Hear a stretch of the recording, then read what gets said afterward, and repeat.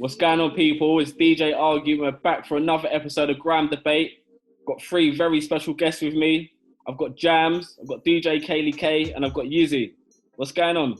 Wagwan. Come on, there you You all good? Yeah. Can't complain.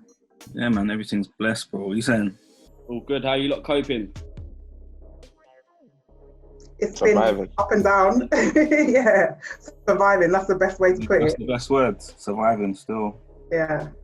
You lot missing DJing, like performing, MCing? Definitely. Missing man. sets fully. Yeah, Mr. Sets, bruv. So what was going on? So did you lot have a lot of bookings lined up before this happened? Fair few. I've got my own night at Box Park, so obviously that was cancelled. And other little gigs here and there been cancelled. What you using?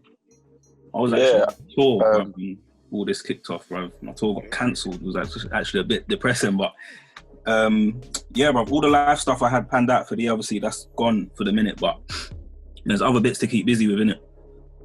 So what are you doing? You said you're doing a label stuff at the moment, yeah? Yeah, man, I'm helping the man them put their music out right now. That's my main priority, and just making sure as a group everyone's active right now, so that when all this is done, we'll be running on the ground kind of thing. Cool. Yizzy, you've just dropped a remix of your tune. Yeah, that was Don't Feel Away. So me and Dizzy linked up for that one and then done the remix with Big Nasty, Merkston, Little D, Window Kid, Devilman, and then I ran a competition for it as well. And then a competition winner on it as well called The Pattern, who's from Birmingham. So it was a mad link up of people. Cool. But Well, let's get into it, man. We're in weird times at the moment. It's very strange. Have you lot been out in a protest? Anyone? Yeah, we went up to no, it wasn't Trafalgar, so we went up to Parliament. I think it was last week. We went up there twice, and yeah, it was just mad. It was a mad experience seeing everything going on firsthand, and I do feel like it's going to be very historical. Like I can imagine my kids, like in 20 years, learning about this in school and having to do like point explanation, explain, and 10-mark questions and all that on it. So the world is a messed up place, but it's been even more messed up of recent. So, yeah. Is this the first time you've been to a protest? Yeah, I think it is, you know? Yeah. Or definitely any kind of protest on this kind of scale. Yeah. Yeah. So why did you decide to go? I think it was more just because, like, I remember when, not even just because of what happened with George Floyd, but just in general, like the level of racism that there is in the world for where we're at in 2020 is ridiculous. Like whether it's institutional racism or casual racism, like I see loads of different examples. It could be in like a pub or a rave, or it could be in the workplace in terms of position. And I feel like something like this was brewing for a long time, and it just needed a spark. And I feel like how blatant the death of George Floyd was enough for everyone to say, you know what, this is the point in where we do the big push now. So yeah. Kaylee? Yes. What's your view on things in terms of the protest? Do you actually feel it's safe for us protesting in a pandemic? This is the thing. This is the reason why I haven't actually gone out, because social distancing isn't really being adhered in protest. I'm not condemning anyone that has gone out to protest, because obviously it's for a good cause, and I respect anyone and have a lot of admiration for anyone that has done so. But for me personally, like, I don't really want to put myself at risk. So that's why I haven't protested on the front line. But obviously, I've still got my views and I still say things online and stuff. And I'm out here to educate people. So if they want to have a discussion, I'm happy to, you know, inform them of what's what. Like Yizzy said, like, enough's enough. And we've got to that point where it can't be ignored anymore. So we have to have this push. Why do you feel like it was getting ignored? Sorry? Why do you feel like it was getting ignored? You feel maybe it wasn't affecting people the way it is now.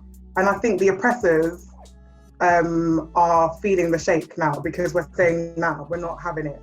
I think that people in America especially have now said no. Like, they see this time and time again. This is not a new thing. Like, everyone knows it's not a new thing. We're always seeing videos of Black men dying in the arms of police.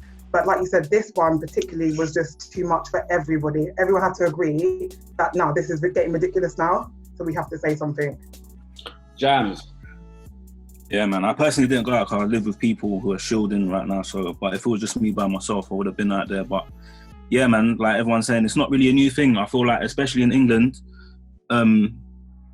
racism has always been there. But I feel like, especially if you're talking about politics and stuff right now, the people who are in power at the moment have emboldened people to come out and show their racism in the open, which, yeah, it's horrible, but it's good because we can see now, innit? So, like, I just feel like the protest, yeah, although, yes, there is a pandemic going on, but at the same time, I feel like it's a blessing and a curse because the pandemic has put everyone in a position where everyone can stop and see what's going on now. Before, when these protests were going on, like, everyone's got a job to go to or something that they're occupied with it. There's not enough attention span to kind of like shine a light on these things. But I feel like now everything's in the open. You can't run away from it. So now it's like the perfect time to be talking up about these things. Because it's not, for me, it's not just about what's going on in America. Yes, police are killing people in America. We've been knowing that. But like, what about all the people that have died in the UK that no police officer has ever been charged for? Do you get what I'm saying? Like, there's stuff that happens here that doesn't get enough of a spotlight on it. And I feel like now everything is coming to light. The chickens have come home to roost. So what do you think we can do more of to keep this going? Like, so it's not just a phase where, okay, we're all talking about it now. Everyone goes back to work in a couple of weeks and it's going to get phased out. How can we keep spreading this message? Keep talking about it, bro. Keep talking about it. If you see it, call it out. And I feel like with the current climate, if we don't talk out, things are only going to get worse. So there's no point shutting up now. Do you get what I'm saying? You can't. It's just only going to get worse before it gets better, in my opinion. Definitely. I think having open and honest conversations with people is definitely the way forward. And some people are ignorant, not through their fault, but I think it's up to us to educate them and just say, like, listen, your viewpoints are not agreed, they're not valid, and yeah, we need to make a change. I also think having Black people in certain positions of power, in certain organisations, institutions, is also important. That's where this systemic thing comes from. Yeah, exactly. And also, I think just supporting ourselves in our community, things like, supporting businesses, supporting our fellow artists, stuff like that. I think there needs to be unity within ourselves, and that needs to continue and get stronger. Yizzy. Yeah, I think a lot of the problem is really it's deep rooted. So, for example, I was talking before about, out of all the kind of different groups of people in the world, I feel like, unfortunately, when it comes to Black people, there's a lot of picking and choosing when we want to support each other and when we don't want to support each other, unfortunately. I feel like any other kind of group of people, like whether it's Asian people who only buy from Asian businesses, this person will buy from this business.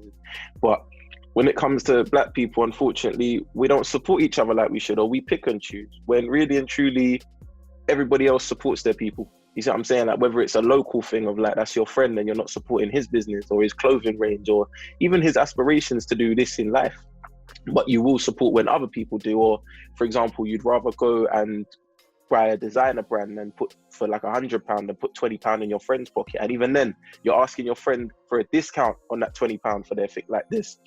There's just so many reasons why, not even just in order to overcome the level of racism, like in terms of like casual racism or institutional racism, we need to actually, it can't just take a moment like this for us to come together. We should just be together, full stop, and just ready for anything.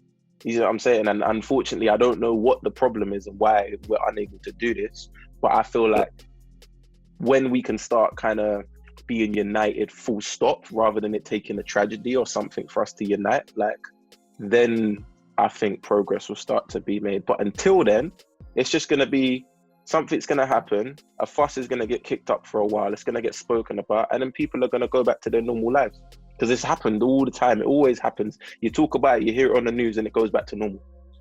Well, this is what I'm saying. Okay, it's good, all good talking about it, but what can we put into place and what actions can we do?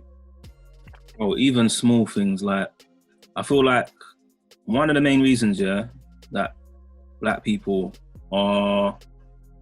get treated the way we do, because like racism is not just a social political problem. For me, it's economic as well. Like, as a group, not enough of us own things to not be pushed around. You know what I'm saying? Like, you need to start reinvesting back into your communities, like building businesses, because that's, if you deep it, that's one of the only, in my eyes, real legitimate ways to gain power. People who are in power, they own things, they have money to actually pay for things to happen politically as well. So like, that's one of my kind of viewpoints on it.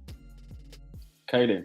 I definitely agree with that. I think it's about putting, like you said, putting funds back into our own stuff so that we can grow as a people. Without that, like you said, it's redundant really.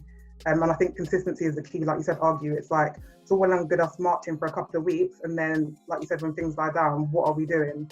I think, like Yizzy said, it's about uplifting each other, our unity. And like I said, also just us being in positions of power, and it's being inclusive. So it's like us being seen in places, companies, like the heads of companies, seeing people like ourselves. I think that can really empower us. Do you feel like there's not enough of us in those positions of power? Absolutely not. No way. Why do you think that is? Again, obviously it's racism, but why? Yeah, why do you feel like we're not getting a chance? Do you feel like people don't want us there because, I don't know, we know too much? What do you think it actually is? It could be that they don't want us there for several reasons. Maybe fear, because they know that we do have a voice and we do have brains and we can use them. So they know that if we get into those positions, it's not that we want to overthrow anyone, we just want equality. And I think that's the problem. The fact that they don't want equality for us is the reason. They want to keep us down, whereas we just want a level playing field. We all want to be the same. I feel like that's kind of difficult, like when you live in a capitalist system, though. Like, it's, somebody's got to lose in it. True, capitalism. Absolutely right. But I feel like we've been losing in it, so yeah, it's now time for us to rise up. Well, Jammz did make a good point about owning stuff. I think that's that's a crucial way for us to become in power and maybe not get bossed around and say, no, this is the way we want it. Because even in terms of music, let's like take it back to music, and we all do, we're in a grime scene. Do you feel like, have you guys experienced anything racist in our thing, what we're doing now? Bro, even down to something simple, yeah, like going to a booking, going up to the door, telling the bouncer you're in the lineup, and he's looking at you like, don't take the piss. And I'm thinking, what? Because I'm a black guy and I'm telling you I'm on the lineup, you're looking at me like I'm any old punter. Like, or even going as to the club on a normal one, you go 5 of your brethren. If you're black, you are walking in 2s. But if it's not you, you can go in as many as you want. But inside, you're playing black music. Well, this is what I wanted to talk about, because obviously, back in the day when grime first started, the crowd was very different to what it is now. Yeah. Now you go to these keep hushes, you go to these other events. Like, we're the minority now. Yeah. Why do you think that is? Why do you think it's turned around where, like, you go to an Eskimo dance back in the day, sidewind, the majority was black people, but now is white people, and we're just playing the music? Because everybody wants to be a part of the culture, but they don't want the real consequences, innit? Right. They want the rhythm, but not the blues. It's so true. Like, everyone wants to rap about getting shot until you get shot. Yeah. Do you feel like it's just been glamorized? Like, people see, okay, what we do, and they want to be a part of it, but they want to be a part of it, but they don't want to contribute. When it suits people, innit? Like, it's all good to do it on a Saturday night, and then on Monday it's back to your normal life. You don't have to live the same realities as everyone else. Right. Yizzy, so what do you think about what I've just said? Yeah, I feel like people like to dip in and out when they choose. Like, they want the good parts, but they don't want the bad parts. And I think what people fail to understand is that we don't get to choose good parts and bad parts. It's just the daily life. Like, we wish we could have that luxury. And I think where the disrespect and the kind of lack of understanding, which obviously creates tension and problems, comes in, is that I don't think people realize that, or if they do, they just maybe they're a little bit ignorant to the fact of, when you decide to become involved or learn about a culture, you can't just learn about the sweet parts that appeal to you and the nice parts, because 9 times out of 10 there's a lot of nice parts, But to get those nice spots, there was a lot of other stuff that you had to go through, and things had to change and blah blah blah. And I feel like that's where a lot of controversy comes in. Like, even it could extend to like kind of what Jammz said, like for example, black music being played in the place, but then when you go in there and there's not a lot of black people. For example, this year I went over to Fashion Week out in Paris, which was like a bunch of different people. It was white people, black people, everyone all over. I went into a club and we was listening to the music in there. Bearing in mind, the only reason we got into this club was because someone we was with was performing. When we got inside this club, nothing but black music. Yeah, Pop Smoke, Afro beats, everything you could think of. 90% of people in there were not black, to the point where the DJ was playing Afro beats at one point. One of the club owners came over, removed his USB and said, "Stop playing that music." What colour was the DJ? The DJ was white, and he's playing Afro beats. Someone's come over, taken his USB out of the decks and said, "Stop playing that music." In 2020, bearing in mind the people that are performing on that night, 6 out of 10 of them are all black. How does that work? Crazy. How does that work in 2020? And bearing in mind, all the people in the club, most of them are all white and they're vibing to black music, but you don't want black. That's the policy in a lot of venues. They don't want black music played because it attracts trouble. I've had that so many times where I've been told not to play a certain genre because of X, Y, and Z. That's absolute rubbish. Me and Jack done a set in a club and a fight broke out, completely unrelated. It was because of something the bouncers done, and I remember the promoter come over to man and asked man to play some slow music, and I said, "Bruv, you booked me to do a grime set. I don't have any slow jams on my USB, bruv. I come here to MC." Like, and that's the thing. That's when you realise, cool, like, we're not here in your club because you like our music. We're here because we're making you a profit at the end of the day. We're making a profit off a culture that you have no intention of putting back into you. This is solely for you. No respect for, let's be real. They have no respect for it either. They don't respect the culture. And I think that's what we need. When money is to be made, they're on it. I think that's what we need to understand. Like what Jammz is saying, they only want us to make money from us. But some people get it twisted. You see, okay, maybe you're off the flavour of the month and you're getting booked left, right and centre. You start feeling like, I don't know, they're doing it for other reasons, but in your back of your head, we need to know what they think of us. Yeah, you need to know about that. At the end of the day, this is the music business up and down.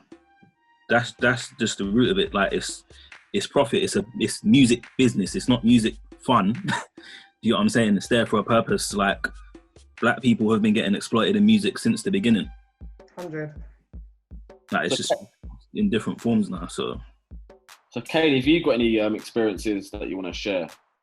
Yeah, so basically just the whole thing of like, I'll go to a venue, or even like when I do shops sometimes, some of the, like, I won't name the shop, but they were just like, firstly they said I sound like I should be in Nike Town, and I was like, okay, I don't know what that means. But my music that I was playing was too hard, too aggressive, and I was playing like hip hop and stuff and trap. So from then I was just like, cool. And yeah, like I said, other venues that say I can't play this, that and the other and the third. But yeah, like similar situation to Jammz, I was playing at a bar chain and a massive fight broke out, and it wasn't black people. I wasn't playing black music at the time, so I was thinking, what's your narrative here? Like, what you're saying doesn't make sense. But it's just the ignorance really of the venues. And sometimes, certain times, you can't even get a venue because they look at you as a promoter or a DJ and think, I don't want you or your kind in my venue. And that's what we face all the time. It's like, there's no venues for us. That's what I mean. Venues are getting closed left, right and centre. That's the worrying thing. It's ridiculous. So what do you call that? Our own venues. Say that again? We should own our own venues, isn't it? Exactly. This is the thing though, when we do own our own venues, they get shut down and locked off as well, because the agenda is that they don't want us to have our own things. So it's a catch-22, and that's what we're battling right now. And in terms of combating that, I don't even know what the answer is. Until the oppressor says, actually, no, we'll give them a chance, we'll let them have their venues, nothing's going to change. As much as we can say, oh yeah, we want to open this venue, we want to do this and the other, things get locked off all the time for petty reasons. You've got feds locking off events before they've even opened the doors, just because they've seen the people on the flyer, the names, the clientele, all of that stuff. So it's sad. Very sad. But like you said, when you go to some certain West End venues, they don't let you in, because I've had that before. As a black female, I've been stood in a queue to get into a club, and the door girl was walking up and down the queue, pulling out white girls and letting them in, and me and my friend was just standing there. But yeah, when you get inside, whose music are they playing? And that particular night, actually, Drake was in there. That's why I was there. I was trying to see Drake for 5 minutes. But yeah. So what about, obviously, Kaylee, you're black and you're a female. I know, double negative. You know? Like, how do you find things as a DJ that's a female? I don't even want to say a female DJ. And yeah, what do you think about that as well? People like highlighting that you're a female DJ. It's annoying, but it has to be done because we're still a minority. So you have to kind of make your point heard that I'm a female and I can DJ, but it's annoying. Like, you don't really want that label, but it is what it is at the same time. But I feel like there's a lot of female DJs and MCs coming through, so it's good. It's good to see. There is now, isn't there? Sorry? There is a lot of female MCs. And yeah. So what's the Girls of Grime movement about? Talk to people about that. Girls of Grime was a platform created by Shakira to highlight females within the grime industry, so MCs, DJs like myself, and other people like creatives behind the scenes. It was never really a girl group or anything, but it's literally to highlight the talent that we have. Since then, some of the girls that I met through Girls of Grime have branched off to their own thing, so they're doing Female All Stars, which is a collective of female MCs. But essentially, like I said, Girls of Grime is just a platform that showcases the talent that we have, which is often overlooked because they're females. There's so many female MCs, I keep saying DJs, that I'd never heard of until Girls of Grime. So for that reason, I think it was very good for the scene. Yizzy and Jammz, I feel like we need to do better as men. 100, man. Sometimes I feel like I hear people talking about female MCs and someone say, oh, like, she's the best female MC. And I'm like, you can't really just say that because there's definitely some MCs who will swing around like a lot of the MCs that people rate, you get what I'm saying? And I feel like it kind of separates them from the bunch a bit. I feel like they definitely deserve like the same amount of recognition. Like some of the coldest MCs in the game are women, do you know what I'm saying? Producers as well. Exactly. Yizzy. When you say doing better as men though, what do you mean though? Like, I don't know, again, like, I don't know, like, we'll say, I don't know, she's the best female DJ, maybe, you know, on the lineups, perhaps we should include more females, you know? 100%, that is the problem. Every time I see a flyer, every time I see a flyer, I actually purposely look to see if there's any females booked, and 9 times out of 10, there isn't. And I agree with that, with the whole adding more females to lineup, but in terms of like, classifying people like, oh, she's the best female MC or something, I feel like that extends to a bunch of other stuff though, because like you get here, he's the best young MC, he's the best legend, he's the best, like, in terms of classifying it, I just feel like it's a tricky one, because like when I think people say she's the best female MC, I don't think that's meant in like a negative way at all. Like, it's not like, oh, she's the best because she's a female. It's just out of that particular group of people, this person's the best. Same way, like, I don't know, if any like a young G was coming through, you would say this is the best younger. Why wouldn't you just say they're the best MC or they're one of the best MCs? It's the same thing. I feel like it extends to more than just females. But in terms of having females on the lineup, I do feel like that's something that the numbers, I think, maybe over, say, the last 5 years have definitely started to increase a little bit, but probably not as much as they should be for where we're at and for the amount of females MCs, DJs that there actually are. Especially the cold ones.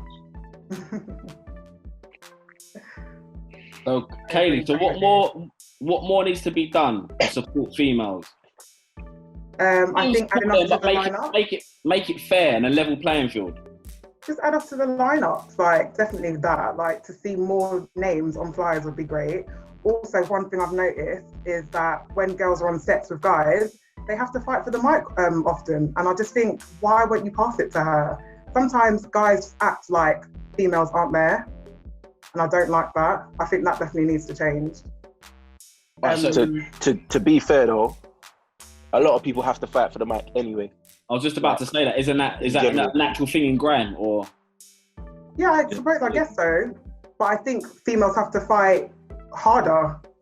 If my man's not getting it, what do you think well, she's going to get it. Do you know what I mean? He's not going to pass the mic to her. I've actively seen males say, actually, hold on, and pass the mic to a female because she's not getting the shine, even though she's standing there with the man then. And I think that's wrong. But isn't it wrong? But by him stopping it and doing something that isn't the normal, which is people fighting for it, and by saying he's passing it to her, isn't that giving a special circumstance to a female when really, if you want to be included, the playing field should be level? For 100%. Example, because in general, like in terms of fighting for the microphone, I know for a fact that the majority, obviously not speaking for all of them, but the majority of male MCs would be less likely to try and grab or fight for a microphone off of a female than they would of a male. But so we need to get the mic to begin with. This is the thing. Of course. Yeah, you know what I'm saying? And I've seen guys passing it around to each other and ignoring females. So hence why a guy has said, actually, do you know what? It's her turn. Do you get what I'm saying? So I think that needs to change, the attitude of certain men. Not all of them, because obviously you guys are all inclusive, but certain other guys, I've seen it. And that's wrong. Yeah, do you know what? I've seen that, like, you know, I'm like arguing, I'm in my own little corner in this game, innit? So like, when I'm doing my stuff, I always try to be like inclusive and that, but I have been to places and I'm seeing like, rah, like, you know, like there's someone else over there, innit? Like, just kind of like show a bit more self-awareness, I think, but that's another wider problem. I feel like, especially when you're in big sets, like it's very competitive, but like a little bit of self-awareness can go a long way, 100%. Definitely, and I agree with Yizzy, like it's part of the culture to fight for the mic, I get that, but at the same time, when you're actively not passing it to her because you think she's shit, that's where I have a problem. Do you know what I'm saying? Yeah. And half of these guys haven't even heard the girl speak. You're just making an assumption because you see a female, and that's another thing that annoys me. It's just like you're not giving them a chance. Like even me, one time I was booked for a festival and I was supposed to be DJing for an MC who I won't name. And then on the day of, he called somebody else and was like, oh, can you DJ for me? And I was like, but what happened to me? Like, you'll think my skills aren't good enough, like I'm incapable of DJing for you? I was like, that's ridiculous. I don't think that would have happened if it was a male. Like, do you ever feel like, do you know what, like, I don't even want to do this anymore, like as a female? It pisses me off, if I'm honest. It really annoys me. I just thought, right, like, is that how you're going on, really? You haven't given me a chance. You're just going off the assumption I ain't heard of her and she's a female, so she's probably crap. How did your journey start, like DJing in grime anyway?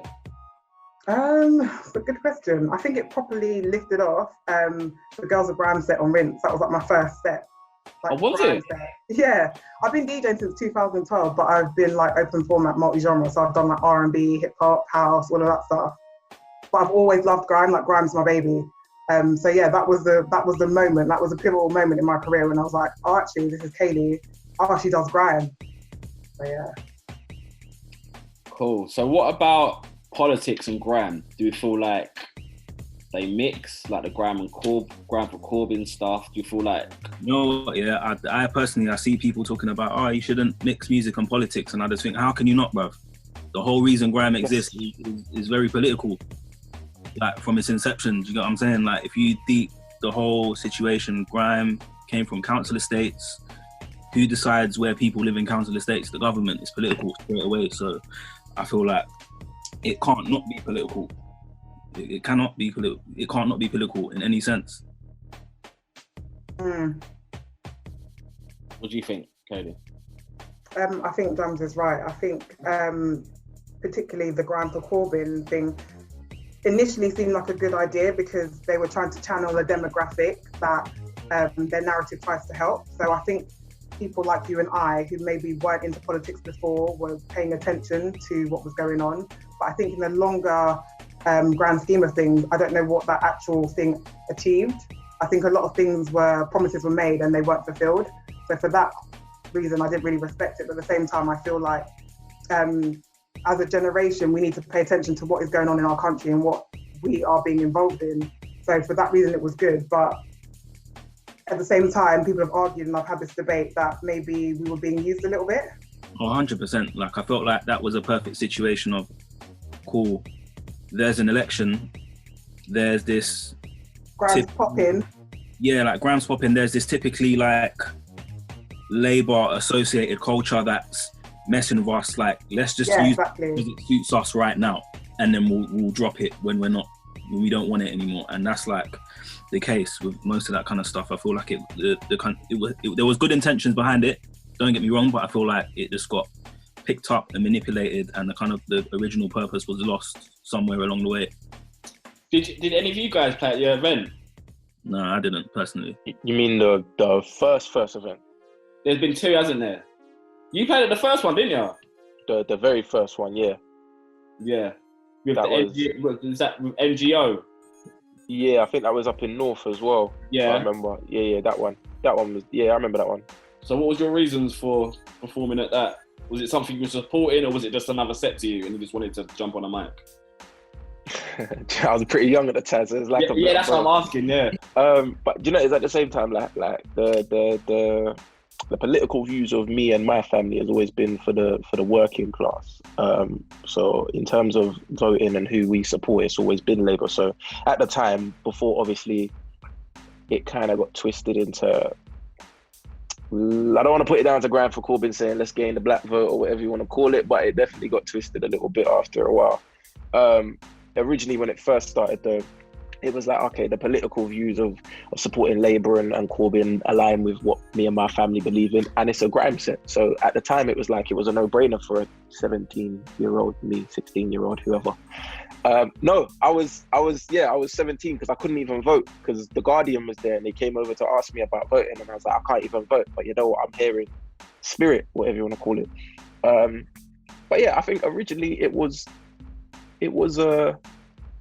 it had the right intentions to start off with, but I feel like over time and through a lack of keeping up with it in terms of like organizing it and structure, and rather than just here's a one-off event, and then when the press decide to come for a little 1-2 speech with this person or that person, if it actually had a bit more to it and it weren't, I think the closest we got was when Jeremy sat down with Corbyn to do that interview, but even then I don't know really the long-term effects that had. I don't think there was any. This is the point. Like, there was no follow-through. Yeah, if there was a follow-through, it would have been a different conversation. You never know. Like, it could have been a lot of opportunities and a lot of doors open with that. So, when you say opportunities, doors opening, what more could have been done? Even for example, if Jamie done that interview with Corbyn, imagine if, I don't know, it could have extended to something simple, like if there was a performance somewhere and it was not just a bunch of the usual kind of grime crowd, but imagine Eskimo dance here and Jeremy Corbyn comes along or something and he's on the stage, or there's a bunch of people, and then the way that gets put out in the press tomorrow is not when it's the negative of this person's done something bad, so grime is the headline at the top. If it was something different, something that we can change the narrative with, where it's not just associating grime with negative things, because you've got the political side of including Corbyn or Labour or whatever you want to call it, then it starts to the wider public, it starts to look like something that's not just as negative as the media likes to portray. Like, it's a lot more, like grime originally was the angry kid with no voice, but now it's not just the angry kid, now it's the angry, educated kid with a voice. And I feel like by not even aligning, but just being affiliated to some extent with Labour or Corbyn or whatever political people or whatever, it could have maybe helped change this narrative, which unfortunately has been thrust upon grime music from early. So it would have been nice to even see if it could. You get me? Maybe it would have, maybe it wouldn't have. So what we're saying, grime for Corbyn, load of rubbish. It's not a load of rubbish, yeah. Do you know what my issue with it was? It's like, to me, let me not even lie, it seemed like a big PR opportunity for people on both sides, politicians and artists that was involved in it. But before that election had come along, there have been issues that have been going on for before we were even on this planet. Do you know what I'm saying? There's a system that exists that we still don't know enough about. I just feel like there could have been more done in the kind of name of educating people about how the system actually works, how to use the system, like educating people that MPs actually work for us. You can lobby your MPs. If you really want to make a change, there are other ways to do it rather than go into this booking to say, I'm going to support Labour for this election. There have been MCs that have been talking about this stuff for time that nobody really pays attention to. Why now all of a sudden?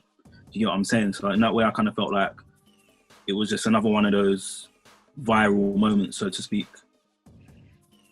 What do you think, Kaylee? Yeah, I agree. Like I said, I think the intention was there, but it kind of flopped a little bit. I think that, like I said, Labour's their narrative is very close to our demographic and what they wanted to achieve. So it went hand in hand, and in theory, it was a good idea. But like I said, there was no follow through, and like Jammz said, essentially like PR basically is what was going on there. And literally, when you Google Grime for Corbyn stuff, nothing really comes up. It's like it didn't even exist. So it's like, what are we really doing here? Do we even know where it come from, like Grime for Corbyn? Not really. You who's behind it. Don't know who's behind it still. I know Saskula backs it a lot. I don't know if he's almost a founder, but I'm not too sure where it come from. And the original thing. Well, the original thing. All I saw there was a set and NGO put on a set. Yeah. So it's a bit of a weird one. With like the majority of the MCs and the people that were involved in that, like, were very young in it, and I feel like when it comes to politics, you got to be very careful because, like, you see politicians manipulate things and people all the time, and like manipulate people's like innocence and naivety. Like that's kind of like why I didn't really too agree with it too tough. You know what I'm saying? Definitely. And if you don't understand, you could be co-signing something that is ridiculous or you don't even agree with. So you have to be very careful. Kind of just leading people astray. But do we all agree, like, grime and politics do mix? 100%.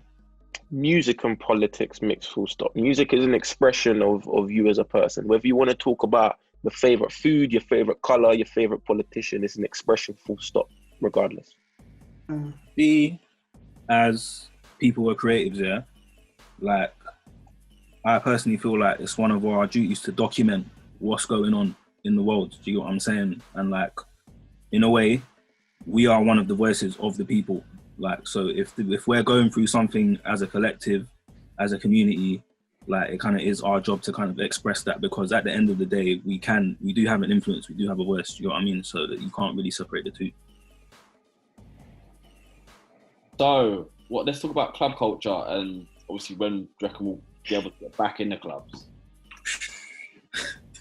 I'm hearing all January. January? Would you feel safe going to a club in January? This is what I mean, like I'm thinking 2022. So what's going to happen to this? Like, what's going to happen then? So obviously Grime was built off obviously radio, even radio as well. Like, what, you know, where do you feel like the scene's going now?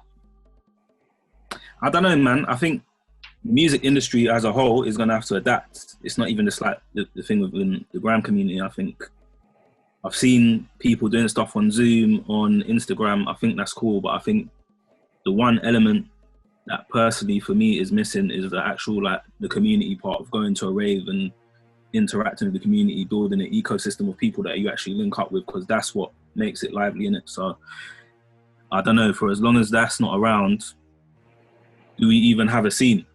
You know what I'm saying? Honestly, this is why we need to have this conversation. Will we even have a scene? I think people always make grime, man, but I feel like the actual seeing people in person aspect is a big part of it. It's a big part of it. You wouldn't have had a scene without people being able to link up at Radar and exchange contacts and make tunes with each other. That's how kind of things go. Like, don't get me wrong, doing things on email is cool, but it's not the same. What do you think you do? I feel like grime is a genre that really comes to life in the live element, and I feel like that's part of the reason that's got it as far as it has. I feel like it's going to take a big hit, but obviously live will come back at some point, first and foremost. So it's whatever the kind of hit it is, it's only a temporary. But even in general, I feel like in terms of the amount of live stuff that there was prior to this, there might have been stuff going on, but what impact did it really have, if that makes sense? Like, the last biggest impact point that I can remember for grime and for live was Stormzy Day in Glastonbury. You get me? Like, I heard loads of different beats from different producers on there, like Rude Kid, Spyro, whoever it was. Like, that was a big moment. Since then, I don't really know what's gone on, and that's not to take away from anything that has been going on, but I'm talking about stuff with an impact, stuff with relevance that's going to echo for a good while, stuff that we can look back on and go, you know what, that was a turning point, or that done a lot. And I feel like part of that could be down to, I don't know, people not working together as much, or just, I don't know. If I'm honest, I feel like for this genre to get pushed forward, or genres in general, like even when you look at hip hop, the reason why genres like that have done so well is because of the people at the top have always tried to kind of reinvest or put back into it, or even whether it was like Kanye West and bringing Kid Cudi, or Jay-Z and bringing Kanye West, like there was always someone bringing through someone and building and uplifting. We've not really had that in grime. Like I was watching a Wiley interview on a podcast the other day where he said, really and truly, Stormzy shouldn't have gone to Atlantic. We should have had a bidding war. We should have set up our own grime label, and we should have pushed and done something and kept it between us. But there's not a lot of that. Like, it's like the people get to the top and then they stay there and they're cool, and then everybody else has just got to work their way out at the bottom. You know what I'm saying? Like the gap between the up and coming people and the independent people versus the people at the top in grime has always been quite wide. Give or take a couple of MCs here or there. And I don't think that's necessarily the best thing, because without saying names of any of these people, there's people at the top that if they wanted to run their own grime rave and put money into it and come together and build something, it could be one of the biggest things in the whole damn country.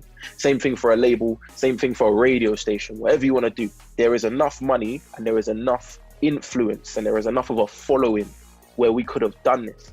Why do we not have our own version of Rockefeller? Why is the only really big independent flipping label Disturbing London? Why is it always majors? Why is there no one actually setting up their own thing with such an impact? Like, I don't understand it. You feel like people don't actually care? I feel like people do what benefits them. You get me? Everyone's out for themselves. Like, I don't know why, like in rap music, like people support each other. You see in grime, people are stush. They don't want to support each other, let alone say, let's go in on a business venture and build a radio or build a label. Like, nah, you'll be very lucky to find that. So everyone's kind of out for themselves, but I don't think people realize if they start looking around at other genres where people have actually come together, you start doing madnesses. Like, look at flipping, even back into hip hop now, look at Drake and flipping Party Next Door and going on OVO and things like that, like finding people, bringing them through, working with them, not just poaching someone when they're popping, like what these majors do. Like, deeper, if you're embedded in grime culture, like really, really into it, and you're keeping your eye out on who's doing well or something, what's to say you can't find someone, work with them, build up and start, like, I don't know if it's lack of knowledge, lack of passion, whatever the hell it is, but it needs to change. We're the only genre in the world that does this. I don't know why. What's everyone's thoughts on what Yizzy just said? You know what? I agree with him. I think there needs to be more collaboration within grime, definitely. And I think, like you said, the gap between the ones that the elite MCs and whatever have made it and the ones that are up and coming is very wide. And I think if they nurtured the new talent, that probably would help the scene. But I have to disagree, because I feel like somebody like Sharky is kind of doing that. Like, he's got Major Music, the label, and he's brought through Talifa, Tommy B, K9, like he's bringing people through in it. So, and I think if we had more of that, the scene would definitely flourish and grow. But like Yizzy said, like there isn't enough of it, but people are doing stuff, like, so I have to shout out Sharky for that, definitely. Yeah, I think more people need to do that. I respect, obviously Sharky's is one example though. If I ask you to name it's very 3 or 4 more, like it's a different, and also in terms of the influence Sharky has versus some of the other people that are a lot higher in their careers, like legendary status, whether it was like a Wiley or a Skepta or whoever, the level of influence and what they can achieve is very different. You see what I'm saying? Like, yeah. That I think that's where the problem is. Like, there's not enough support in place. Like Sharky by himself, like one person, it takes more than one person. You see what I'm saying? And yeah, we just need more. We need more, man. Agreed. All of those things you just said, like, just reaffirmed to me why all of the smaller events are so important, because there needs to be somewhere for this talent to go and get seen. Like all these little basement raves and Alibi, like those, yes, they're not life-changing moments like you were saying is, but those are the places where people can go and develop their talent at the same time. And I think like if we don't have that, we don't have anything. And it's harder and harder to like go to places like that now. Well, before this pandemic happened anyway. Only with Keep Hush. What other events were there? The Den. Yeah, the Den. Yeah. What was Sharky's one called? Oh, new Next Legacy. Yeah, Next Legacy. Oh, Blue Last. Yeah. Yeah. Yeah, there's more pockets of people doing things, but I just think everybody needs to kind of like put their heads together and maybe work on something bigger. But like I was saying, perhaps people don't actually want to work together. This could be the problem. You could always all good plans, but it's like what we were saying. Everyone's out for themselves. You can still be out for yourself, but like work with people. Kaylee, it was like what we were saying at the start of the conversation about us as black people even working together and supporting people's businesses and stuff like that. You know, it's getting stemmed down to even the music. You know what I'm saying? It's true. It's sad. Very. But I think this time we need to use it to reflect and see, like you said, what we can do moving forward to improve the scene. And I think this conversation right now and talking about events, etc., and working with people that have influence, we need to reach out to them and they need to reach out to us. And I think this is the time to do it. What can we do? Because obviously it's all good, we could reach out to the people with influence, but they might want to know, what can we do? Like the people like on the ground, what can we do? So then we start our own things, our own events, we endorse our own artists, we take them studio, we do stuff like that, we make our own videos. It has to be all in-house, I guess. We have to work together. So like Jammz has the business side, Yizzy's got his expertise, you've got your expertise, we all come together and do something, we can build something. You can't do it by yourself. I think it requires a team in it, and that's why, like you said, we need to work together.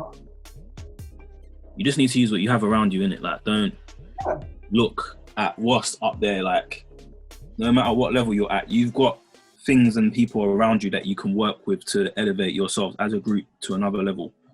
That is a fundamental point. And there's an actress called Issa Rae who said that when she first started acting, she went this way with who she was working with. So people, like you said, around her as opposed to going to the top, because she was getting ignored there.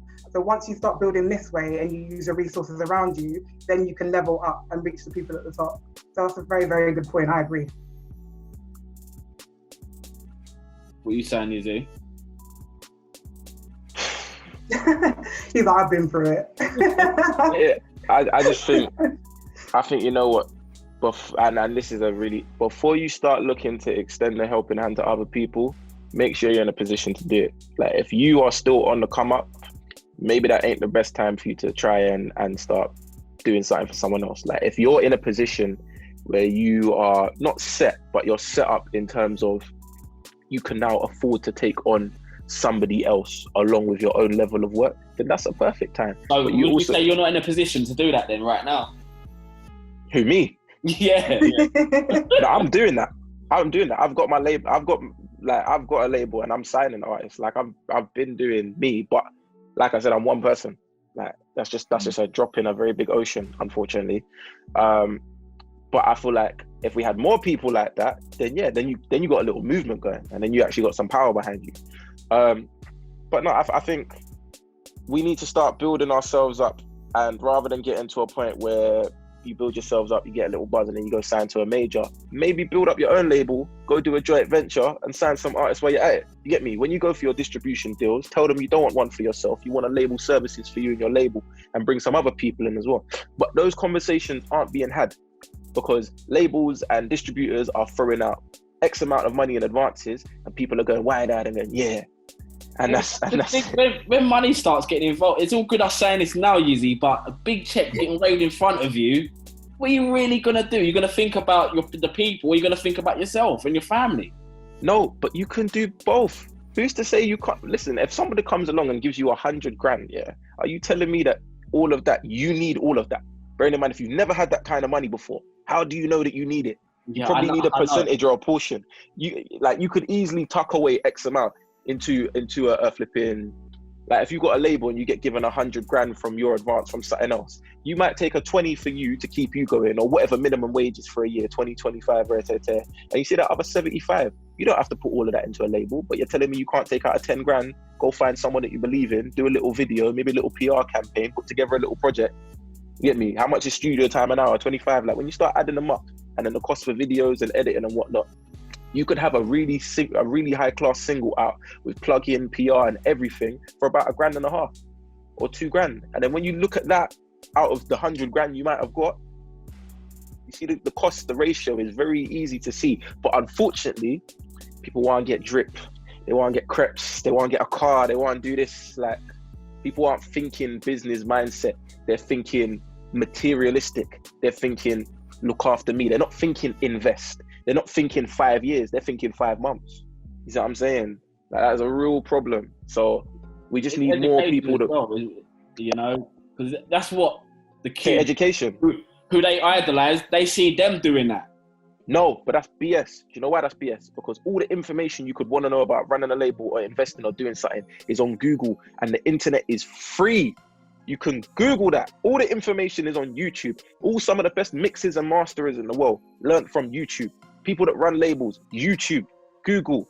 The information is free. Learning is free in the UK. Thank God it's free, minus university. Like, go and learn. Like, there's no excuse. You're telling me you ain't got 5 minutes a day to learn.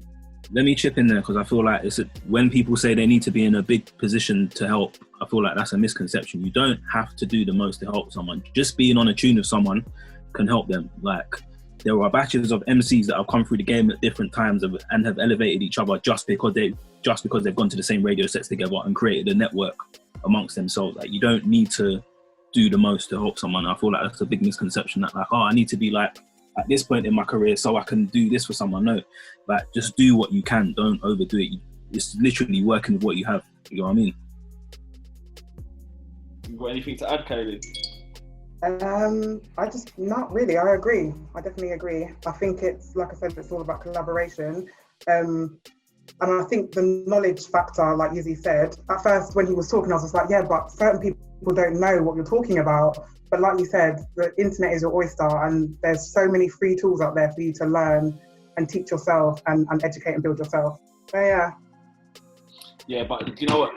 The people coming up need to know that it's there. You know, it takes people like Yizzy or Jammz or us to tell people where you can get this information from, and tell people like, this is what you should be doing, not going to buy this or going to buy X or Y. Also, they don't want you to know. Well, man. I feel like the DIY culture, yeah? Like, people think like they have to do it on their own. They don't have to do it on their own. Like, if you want to run a label and you don't know how to do finances, don't think you need to know everything about finances. Find the guy who knows about that and work with him. You get what I'm saying? Like, don't feel like you have to take on the whole load yourself. Yeah, we're getting to an hour. Time's nearly up. Anything anyone else wants to add before we wrap this up? You sure, Yizzy? You're smirking like you got to say. I like this. This has been a good conversation. I like this. I agree. So what's your lot's plans like now then? Releasing music, Kaylee, DJ, what Jammz? What's going on? Label stuff. Just trying to get everyone else's music that I've got, get it out there, and trying to just work with other people right now, man. Kaylee? Just mixes, I guess. Just taking in the new music and stuff and just trying to put it out there. Like I said, I miss radio, I miss sets, so I don't know how I'm gonna get around that, but I want to see some MCs very soon touching the mic. So to think about socially distancing sets, that's my next goal. Yeah, how are we gonna do that? I don't know. I think obviously sets are gonna be a lot smaller now.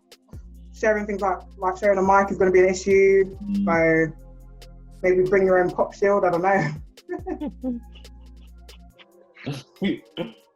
Are we losing like what grime is though by like doing that? It's the smaller sets, like your own mic. Like, is it just like, what's the point? No, man. In a way, it's kind of gone back to like the early days, isn't it? You got to replan how you're going to do everything now. It's like, this is the perfect time to be innovative. Like, if you can't do something one way, just figure out how to do it another way. Yeah. It's not issues, just things evolve and change, innit? You got to move with the times. Yeah, no, definitely. Yizzy, what you got coming up next? I got my EP, I got my tape, I got my labels releasing merch, signing a couple artists and producers. Tell us about your label, like, real, because I wasn't even aware that you had a label. Everything I've ever put out has been through my label since the age of 16. No one knows that. But I've done a lot of joint ventures, but everything has all run through my label since day .1, from my first release till now. Everything. Right. But I just Yizzy, yeah. Who taught you about labels and stuff? Like, how did you get that knowledge? Who said to you, you need to research yourself, or this is the right way to do stuff? So one of my friends who I grew up with, called Coda, MC from Brockley, I've just like been family friends for years, and I've always watched him. And obviously he's been around Novelist, he's been around Skepta, he's been around Gets, he's been around loads of people. So he's seen firsthand that I trust him with everything. So when I first started doing music at 16, he said, one of the best advices I can give you is own something. Whatever it is, own something. Like, say, when you look back on this, you want to say, this was mine. I had this was mine. No one could take that away from me. So that's when I started applying that to, like, not uploading on certain channels and uploading my own channel. I think other than maybe 1 or 2 videos, I've only ever uploaded on my own channel. You get me? We're doing 20,000 subscribers. We've done over 4 million views, all off Grime music. Every video Grime. So it's doable. But then that extended to a label. A label to set up on Company's House is £20. And then what, you go make an account with Ditto or AWO or something, you release your music. Like, the logistics of it is very simple. But not a lot of people have that. They want to try and fast track. Like, they want to just go do a video on GRM and they want to just go do something and blow up overnight and that. But where me and his ideology was quite similar, is that I wanted to build a legacy and I wanted to own something. And then that's when I set up Living Legends, which has been my record label. I built up my name, I built up everything I was doing. And then it got to the point where I'd done several joint ventures, managed to put out the music I wanted to, market it in the way I wanted to. And now I'm here in a position where I don't need to do any more joint ventures because I've got the funding to fund me and also sign artists as well. So I'm completely no joint venture, independent distribution, label services deal only right now. So is that so Jammz, is that like your thinking as well with I Am Grime? Yeah, man. Just like, I wanted to own, like, I Am Grime didn't even start as a label. It started as a statement in like maybe 2008 when everyone was going over to try their pop ventures, and I was like, well, if you lot are pop, I Am Grime, that's my statement. And then it kind of just turned into a thing I ran with. I done the t-shirts. They traveled further than my name did at the time. So like, a lot of people even knew the brand before they knew who I was. And then it was only when I put out Hit Then Run, I was kind of like, well, it kind of makes sense. People know that as a name. I've always wanted a label. I don't know how this works. So I just kind of started putting the logo on things, and then I learned about distribution. So then I set up I Am Grime as like a little distribution thing, so things started coming out under that name. And then I set up as a company. Just like Yizzy said, you set up your distribution, do your partnerships, whoever you want to do it, get your music out there. And that's kind of like how you kind of do it. I don't think there's a set way of like running a label. Everybody has their way. I think it's about finding the formula that works and is most authentic to you, innit? What's working for I Am Grime as a label right now then? Is it more the instrumental stuff you're focusing on, or? It's not even really more the type of music, you know, like I kind of like how I say it out is how I've seen it growing up. So like running the label to me is an ecosystem. So you've got 3 levels. You've got the radio to test the music, then you've got the raves to experience the music, and then you've got the music as a product. And for me, all 3 of those things have to coexist, because it's like, if you want somebody to really invest into a product, you've got to get them to experience it. So like, say with French Montana, the only reason French Montana bust because I had a radio show. I was able to play it enough to see if people liked it. People liked it on the radio. They started asking for it. So I tested it in the rave with Jack, played it in the rave, started going mad, seeing MCs going mad for it. Cool. The next step is to release it. And it just keeps going round and round in a circle like that. Kaylee, is this something you want to get involved in?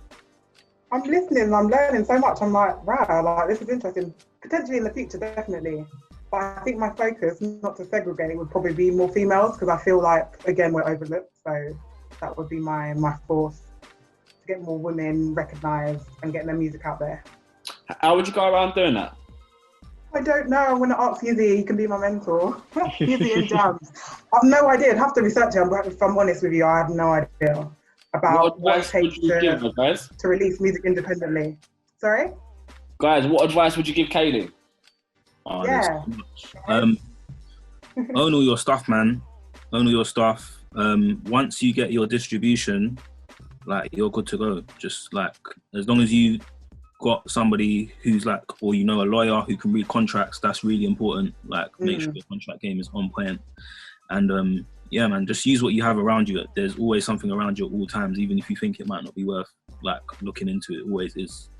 Yeah, I'd say obviously if you want to do that, look to set up your company, and then like Jammz said, once you got your distribution done, if it comes down to stuff like, I don't know, you want to get PR or plugin, or even just simple stuff like videos, say to them, like, I'd like you on a retainer, like I'm going to work with you and I'd want a discount on this over this period of time. That will help with costs. Also finding artists that you truly believe in, what makes them unique, where do they stand out in the market, how can you push them, like what have they got going for them already, what will you need to do. And then even what you said about lawyers, there are certain lawyers out there that you can take on board who are willing to read through contracts so that when you make a bit of money, that's when you can pay them. There are lawyers out there that will do that. But in terms of the specific stuff, like how do I brand this, how do I market that, that's the creative side that you would have to come up with, because you've got the vision. Like we can just only talk logistics. Right, guys, thanks for joining me. In the Grime Debate, myself, DJ Argue, Jammz, DJ Kaylee Kay, and Yizzy. It's been fun. Done, no. Come on. I'll see you later. Bless. Bye.